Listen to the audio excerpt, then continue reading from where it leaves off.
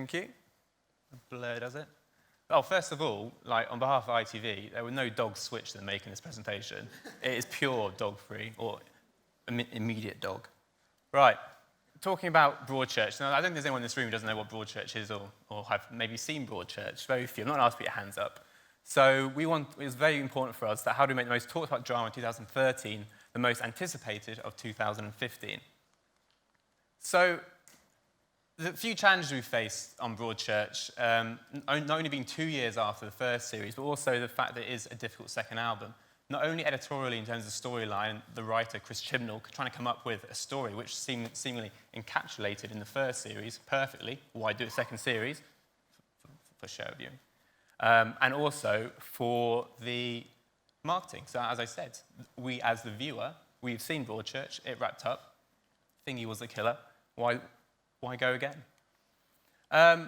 With the writers and all the creators involved in this, there's a severe lack of creative freedom and the fear of sharing too much. Obviously, the success of the first series was very much based around the red herrings thrown up all over the place. So we couldn't do throw falls or anything like that to show, oh, who's coming up next? He's a bit of a suspect.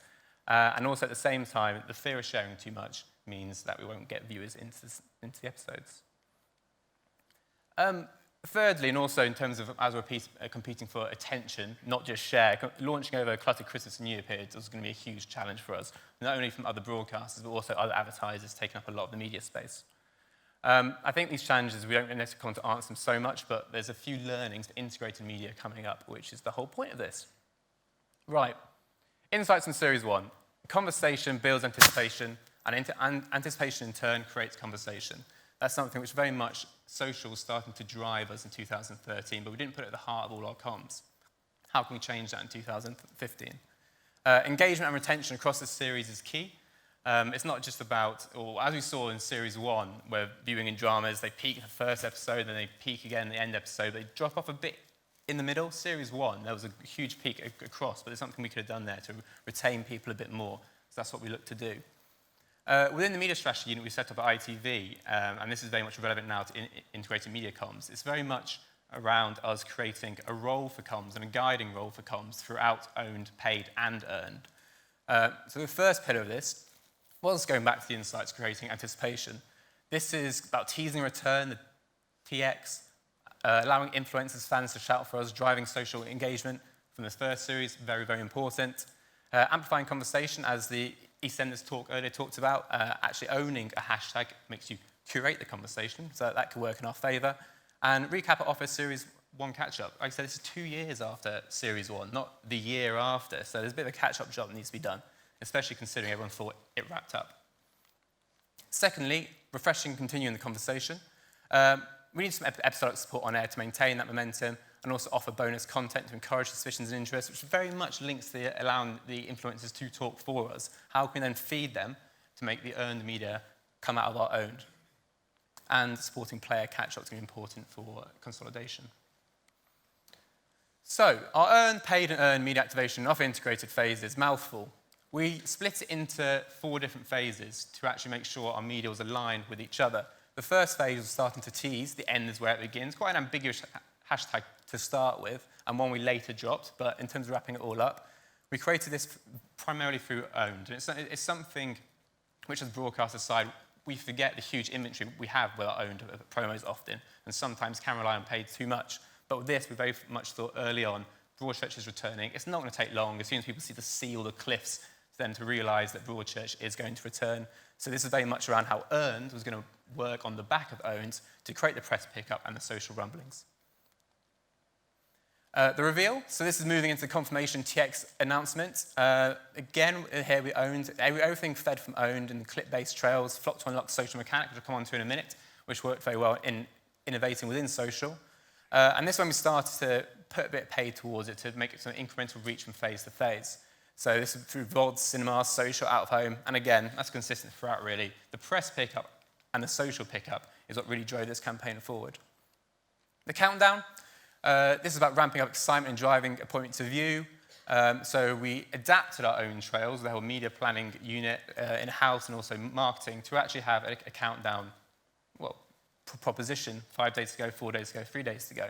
It isn't something we could extend through paid, so paid had to work slightly differently for us here, and this is very much a driving to the actual TX day itself, which post-exchange was we could do. And again, the earned aspects. TX day. The 5th of January 2015 was the first day back to work, and so we thought in our infinite wisdom and quite a little bit arrogance, hey, something people to look forward to in the first day back at work, so why don't we try and do that throughout media? So we had the continuity, the OSP all driving to TX, and then very commuter-based out of home, which changed to support our own message, and also the Guardian partnership, which went across the device on desktop, tablet, and mobile. So what did it actually look like? The intrigue phase. The sea. We had the sea, going across the sea. I watched my girlfriend and a few friends at the time. Straight away they got it was Broadchurch returning. It isn't something we wanted to hold back for too long. So as the teasers went on, it came up to David and Olivia, and then Broadchurch returns January the 15th. Now, straight away, the press picked up on this, even using our hashtags. It ends where it begins across lots of press titles. And also, the fans got involved, which is the whole point of going back to our press pickup and social rumblings and the guiding role for comms at the start. We wanted viewers to do the work for us. This is a huge show, which many people watched. So we got people, again, the hashtag that was coming in there, and everyone started making their own little David Tennant fan club gifts and things. The reveal.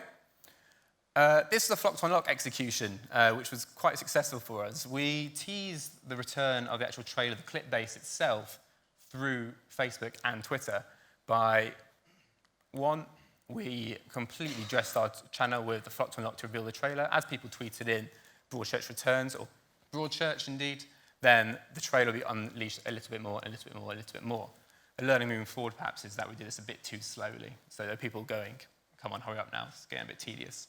But it worked, and we integrated that throughout a VOD, so our broadcast partners. We talked about this, driving to Broadchurch.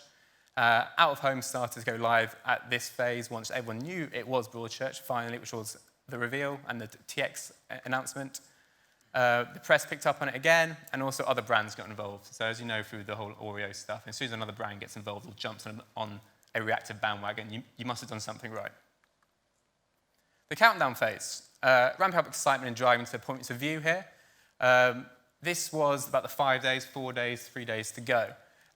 Throughout other media, as I mentioned, this isn't something we could actually go. We talked to other broadcasters, and we also went outside on out-home posters, but it isn't something we could go 5 days, 4 days. Obviously, the copy change on that would be quite ridiculous in terms of costs.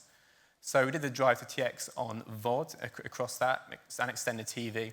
But also, this is really where the social aspect came to the fore. People were saying themselves 2 days to go, 4 days to go, and also the TX 9 p.m.